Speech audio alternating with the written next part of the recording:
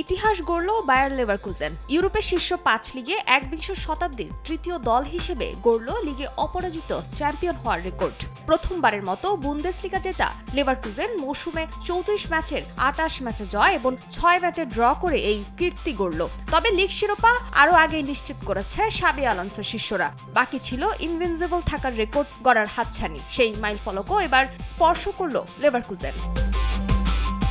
একবিংশ শতাব্দীতে অপরাজিত থাকার এই কীর্তি ছিল শুধু আর্সেনাল এবং ইউভেন্টাসের। আর্সেনাল ২০০৩-৪ মৌসুমে আর ইউভেন্টাস ২০১১-১২ মৌসুমে এই রেকর্ড গড়ে। এর আগে ইউরোপের শীর্ষ ৫ লিগের মধ্যে প্রথম কীর্তিটি গড়েছিল প্রেস্টন। ১৮৮৮ এবং ৮৯ মৌসুমে এই রেকর্ড গড়ে তারা। সেবার ২২ ম্যাচের লিগে ১৮টি জয়ের সঙ্গে ৪ ম্যাচে ড্র করে প্রেস্টন। এরপর এই কীর্তি দেখার জন্য অপেক্ষা করতে হয়েছে ১৯১২-১৩ মৌসুম পর্যন্ত। সেবার ইতালিয়ান লিগের ক্লাব প্রো ভেরসেলি ১৮ ম্যাচে অপরাজিত থেকে জিতে নেয় লিগ শিরোপা। এ তালিকার পরের দলটিও ইতালির। ভেরসেলির ঠিক ১০ বছর পর ২৮ ম্যাচের লিগে অপরাজিত থেকে শেষ করে জেনোয়া। এছাড়াও এই তালিকায় আছে স্পেনের ২ ক্লাব বিলবাও এবং রিয়াল মাদ্রিদ।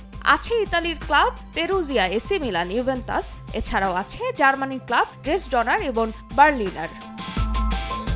এদিন নিজেদের মাঠে মৌসুমটা অপরাজিত থেকে শেষ করার মিশনে মাঠে নামে লেভারকুজেন। বে অ্যারেনায় অক্সবুর্গের বিপক্ষে ম্যাচের ১২ মিনিটে আমিনে আদিলের পাস করা বল জালে জড়িয়ে বায়ার লেভারকুজেনকে লিড এনে দেন ভিক্টর বনিফেস।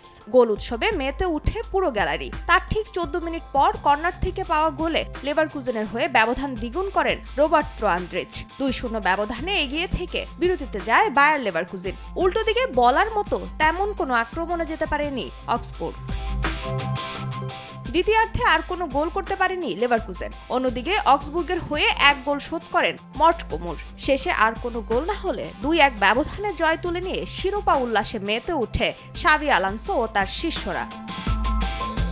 ফারজানা জাহান প্রিয়া, সময় সংবাদ।